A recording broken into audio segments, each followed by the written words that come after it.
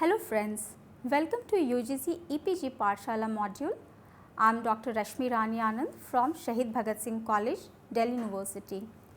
In this lecture, we shall try to understand water resource distribution, use, pattern and scarcity.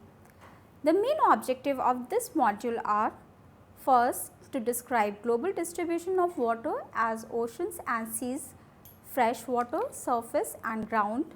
Second, to understand the terminology used for groundwater and water cycle. Third, to analyze water resource scenario in India in terms of water availability and usage pattern. Next, to evaluate water scarcity and related problems. Now, let us understand first what is water. Water is transparent and odorless chemical substance and is made up of hydrogen and oxygen molecule. Until the later half of 18th century, scientists believed that water is basic element characterizing all liquid substances. In 1981, the British chemist Henry Cavendish reached to the conclusion that water is a mixture of hydrogen and air. Later, French chemist Antoine Laurent proved that water is a compound of oxygen and hydrogen. In 1804, the French chemist Joseph Louis Gay-Lussac and German naturalist Alexander von Humboldt demonstrated that water consisted of 2 parts of hydrogen and 1 part of oxygen. Now, the present formula of water is H2O. Water constitutes a major portion of living matter as it comprises of 50% to 90% of the weight of living organism. It is a major solvent transporting, combining and chemically breaking down many substances within the living organism for the proper functioning of metabolism. It breaks down essential molecules such as protein and carbohydrates. This process is called hydrolysis. Water also removes waste material from the living being. A large part of animal and plant body consists of water. Water is a vital resource to human and is one of the life supporting layers. It has multiple uses such as in food preparation, drinking, bathing, washing, for plant and animal survival and irrigation.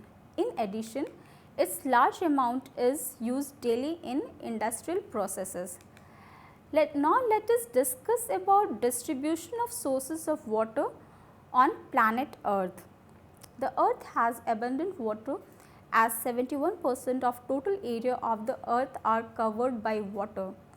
However, its distribution is extremely uneven on the Earth's surface.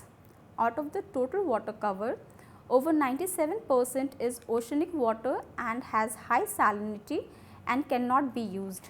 Only 2.5% of water on the surface is fresh, out of which 69% resides in glaciers, 30% underground and less than 1% is located in lakes, rivers and swamps. It means that only 1% of water on Earth's surface is usable by humans and 99% of the usable quantity is situated underground and in glaciers. Now let us discuss about oceans and seas. Oceans and seas constitutes nearly 97.5% of total water on Earth. This huge amount of water has high salinity and is not usable for any purposes. There are total 5 oceans: Pacific, Indian, Atlantic, North and South, Arctic and Antarctic, and they are spread mainly in southern hemisphere. Besides, a number of seas and bays form the major water bodies worldwide. Ocean water is saline and it cannot be used for any human activities. Over the oceans, evaporation is greater than precipitation. So, the net effect of this is that there is a transfer of water back to the atmosphere. In this way, Freshwater resources are continually renewed by counterbalancing differences between evaporation and precipitation on land and at sea, and the transport of water vapor in the atmosphere from the seas to the land. Now, let us discuss about fresh water. Fresh water accounts for only 2.5% of the world's water supply, which includes 68.7% glaciers, 30.1% groundwater and permafrost, that is 0.8%. Freshwater lakes account 67.4%, wetlands 8.6%, soil moisture 12.2%, rivers 1.6%, atmosphere 9.5% and plants and animals 0.8%.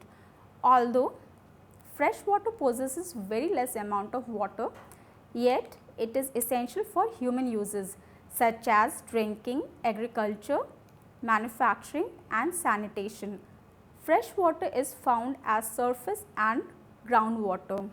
Now, let us talk about surface water resources and groundwater resources in detail. Surface water resources include rivers, lakes, wetlands, etc. Precipitation is the natural recharging sources for the surface water, and it also maintains the hydrological cycle. Human activities like artificial dams, reservoirs are also included in the same category and have capacity to increase utilization of the water.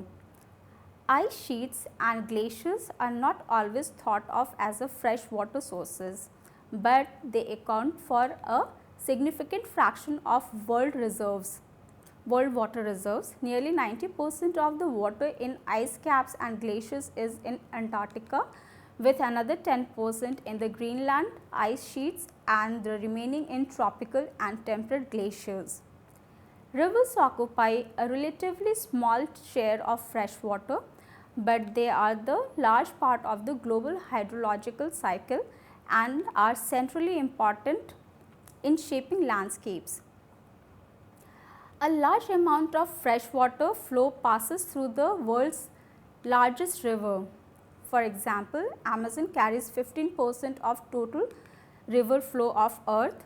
The Congo carries 3.5%. In India, the Ganges, Sindh and Brahmaputra, and in China, Huanghe is the major river system which provide fresh water to more than 50% of the population. Similarly, there are number of river systems worldwide which provide fresh water to human activities. Groundwater resources. Rainwater infiltrates through pores of the rock to form groundwater. Various rivers are primarily supplied by groundwater and in turn provide most of the fresh water discharged to the sea. About 30.1% of global fresh water is found as underground. Groundwater is the second largest available reservoir of fresh water. Millions of people worldwide depends on groundwater stocks which they draw from aquifers, permeable geological formation through which water flows easily. Let us now try to understand major terminology used for groundwater. First is porosity. It is the proportion of void spaces between the rocks within the earth's surface. In other words, it is the total volume that is occupied by voids. For example, if we take gravel and fill in the bottle, then the spaces within these gravel will be void spaces or the spaces within a pile of marbles. Porosity tends to be larger in well sorted sediments where the grain size are uniform, while in mixed soil porosity or void spaces are generally filled by smaller grains. Soils are less porous at deeper level because the weight of overlying soil packs grains closer together. Next is permeability. It is the capacity of water to flow through the earth's material like sand and gravel. It transmits water based on the size and shape of its pore spaces and how interconnected its pores are called permeability. Materials with high porosity and high permeability are sand, gravel, sandstone, fractured rock and basalt. They form aquifers, low permeable rocks and sediments that impede groundwater flow include granite, shale and clay. Hence, it can be stated that some rocks are porous but not permeable. However, within an aquifer, water often flows upward towards a discharge area. Now, let us discuss about hydraulic head. Hydraulic head within an aquifer determines that where and in which direction groundwater will move. Hydrologists use this to understand and map the complex pattern of groundwater flow. Thus, the hydraulic head at a point is simply the elevation of water that rises up in a well open to the aquifer at that point. Depending on local rainfall, land use and geology, streams may be fed by either groundwater discharge or surface runoff, direct rainfall or by some combination of surface and groundwater. Perennial streams and rivers are primarily supplied by groundwater, referred as base flow. During dry period, they are completely supplied by groundwater. During storms, there is a direct runoff and groundwater discharge also increases. Now, we shall try to understand the process of water cycle. All the water on the earth is connected through water cycle. The cycle begins with the evaporation of water in the form of water vapor from the water bodies. The water vapor rises in the atmosphere, forms cloud and condensation takes place, and then after precipitation takes place. This is also helpful in maintaining ecosystem. In this process, water moves from one reservoir to another, such as from river to ocean or from ocean to the atmosphere by the physical process of evaporation, condensation, precipitation, infiltration, surface runoff and subsurface flow, and it is called water cycle. Water cycle or hydrological cycle is an important process of the land and atmosphere which brings rain on earth and support life on earth. There are main 4 stages in the water cycles, which are also called components of water cycle. They are evaporation, condensation, precipitation and collection. When warmth from the sun causes water from ocean, lakes, streams, ice and soils to rise into the air and turn into water vapor, it is called evaporation. After reaching to the troposphere, which is a cool layer of the atmosphere, water vapor becomes cool and condensed, and that leads to the formation of cloud. This whole process is called condensation. Then water falls from the sky as rain, snow, sleet and hail, which is called precipitation. The water sinks into surface, also collect into lakes, oceans or aquifers. It evaporates again and continues the cycle. The fundamental characteristics of the hydrological cycle are that it has no beginning and it has no end. Solar radiation drives evaporation by heating water so that it changes to water vapor at a faster rate. This process consumes an enormous amount of energy, nearly 1/3 of the incoming solar energy that reaches Earth's surface. On land, most evaporation occurs as transpiration through plants. Water is taken up through roots and evaporates through stomata in the leaves as the plant takes in CO2. For example, a single large oak tree can transpire up to 40,000 gallons per year. Much of the water moving through the hydrological cycle involves plant growth. However, it has to be noted that since evaporation is driven by heat, it rises and falls with seasonal temperature. Water also evaporates through transport-evaporation on land. The soil absorbs water, and when it gets heat, evaporation takes place. This process is called evapotranspiration. The hydrological cycle is also associated with material cycle on the earth as rainfall erodes and weathers rock. Weathering breaks down rock into gravel, sand and sediments at its own place. It is also an important source of key nutrients such as calcium and sulfur, while erosion always involves agents like rain, wind, water, etc. Water being an important agent, it is estimated that from rivers about 17 billion tons of material are transported into the oceans each year, of which about 80% is particulate and 20% is dissolved. Let us now see water resources scenario in India. In India, rivers are the major sources of water. Here, utilizable annual surface water in rivers of the country is 690 cubic kilometer. Groundwater is other major source of water which is recharged from the precipitation mostly in the monsoon season. The annual potential of natural groundwater recharged from rainfall is about 342.43 cubic kilometer, which is 8.56% of total annual rainfall of the country. Irrigation system includes canal irrigation, which also contributes in the recharging of the groundwater. The annual potential groundwater recharge augmentation from canal irrigation system is about 89.46 cubic kilometer. Water is a very scarce and polluted in most of the Indian cities. On the other hand, rural areas too are facing low quality of water.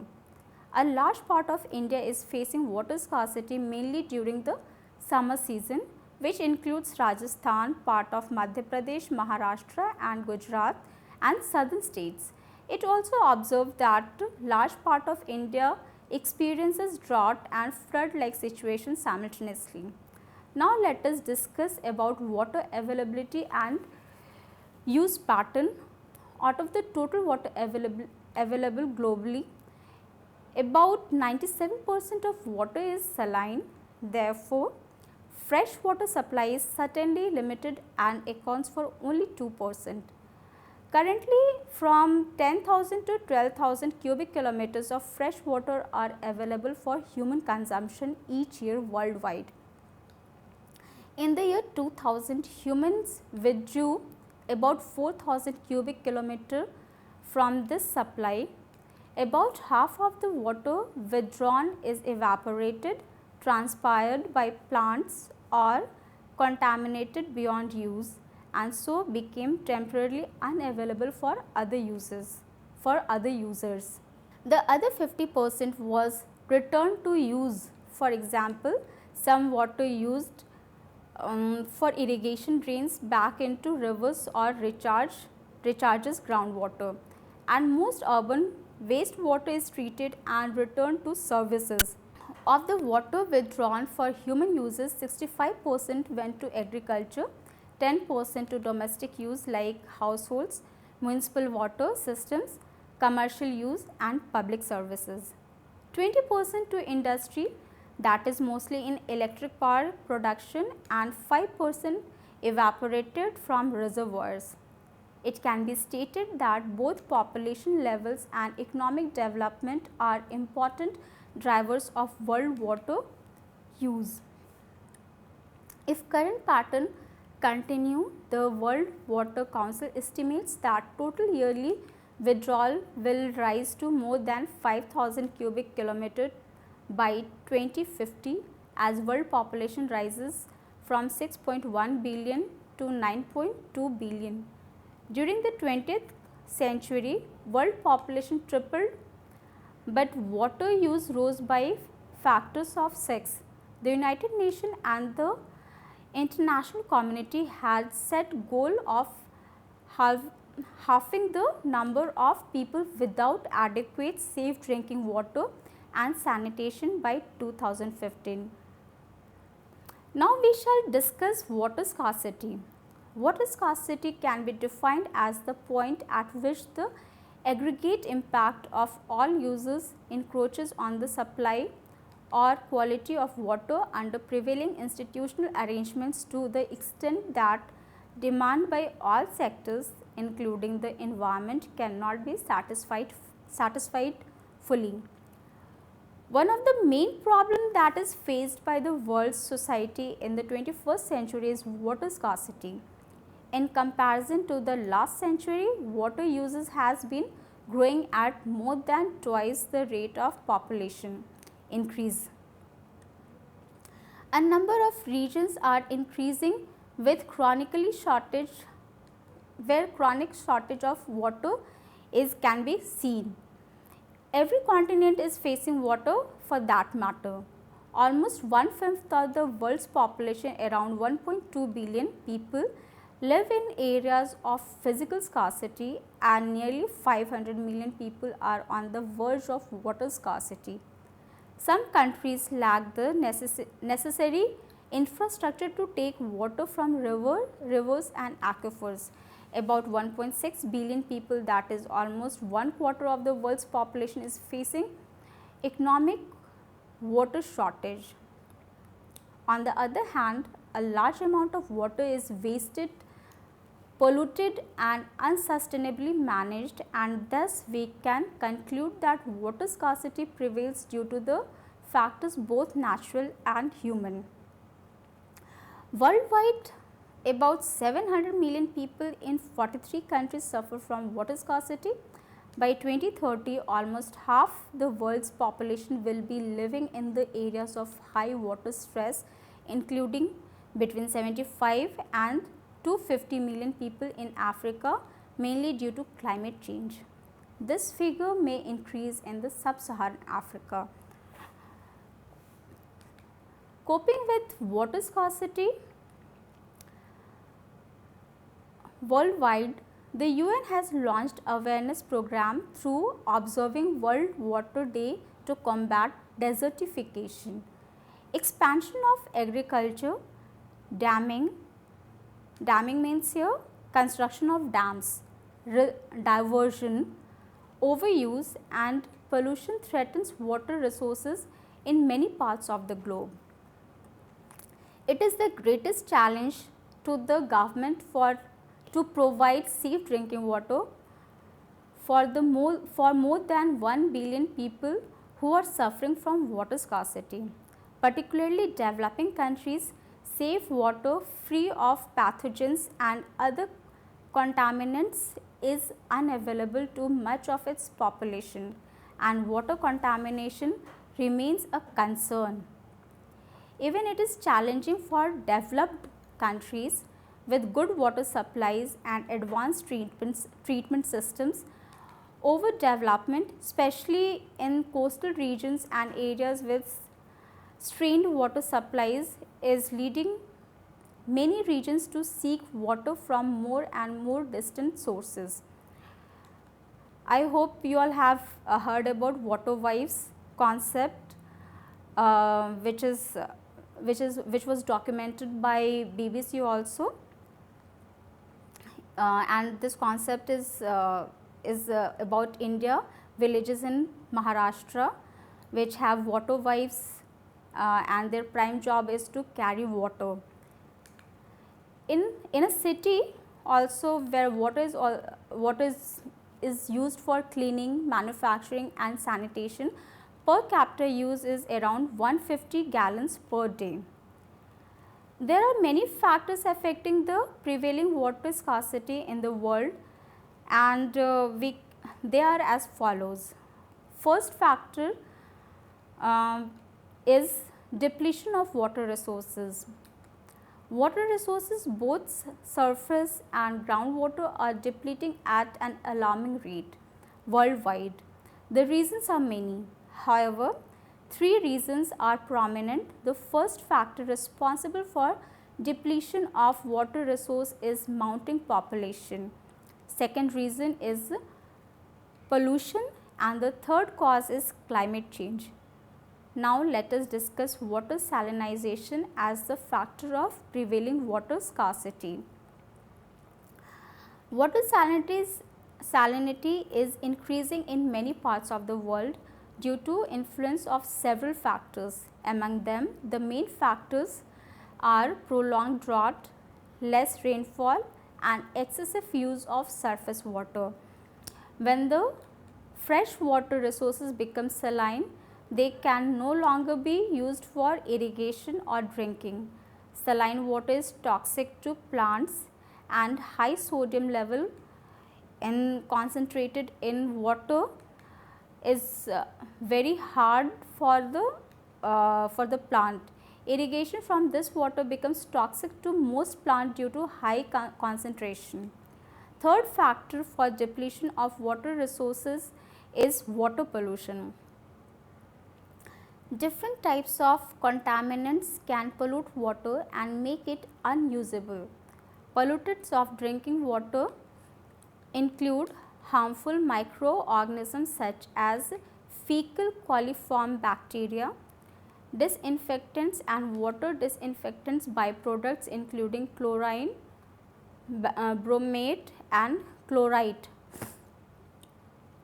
inorganic chemicals such as arsenic, cardamom, lead and mercury.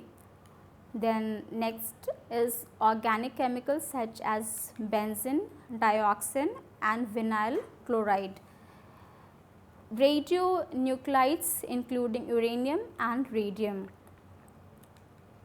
Surface water, rivers, lakes, wells are highly polluted mainly in the developing countries, and their water is not usable, which leads to further scarcity of water. Development in all sectors and establishment of industries are the major causes of water pollution. Fourth factor for depletion of water resources in waterborne diseases. More than 2 million people die each year from diseases such as cholera, typhoid and dysentery that are spread by contaminated water or by lack of water hygiene. Cholera, typhoid and dysentery are caused by drinking water containing infectious virus or bacteria, which often come from human or animal waste. Skin and eye infections are caused by lack of clean water for washing. The developing countries are facing this problem largely. Now let us discuss about impact of climate change on water scarcity. Climate change has a great impact on global water resources. As temperature increases, evaporation increases, sometimes resulting in droughts. In addition, rising temperature is melting glacial ice, which are the major sources of fresh water. Receding glaciers are the most important phenomena due to rising temperature, which is leading to water scarcity. Climate scientists predict that there will be a profound impact on climate change on the hydrologic cycle, and that in many cases these effects will make existing water challenges worse. Rising global temperatures will alter rainfall patterns and making them stronger in some regions and weaker in others. Already we are facing such problems, and many make storms more frequent and severe in some areas of the world. Excellent. Concluding this module, we can state that water is a precious and scarce resource. As oceanic water covers about 97% of the total water volume and it is saline, it cannot be used for any human activities. A large volume of fresh water is located as ice cape and in Antarctica and Arctic, which is also unused. Further overuse and high pollution in freshwater resources create acute water scarcity worldwide. As a result, many countries of the world are facing acute shortage of water. If this situation continues further, it will have devastating consequences. Therefore, conservation of water for larger interest of humanities is inevitable. Thank you.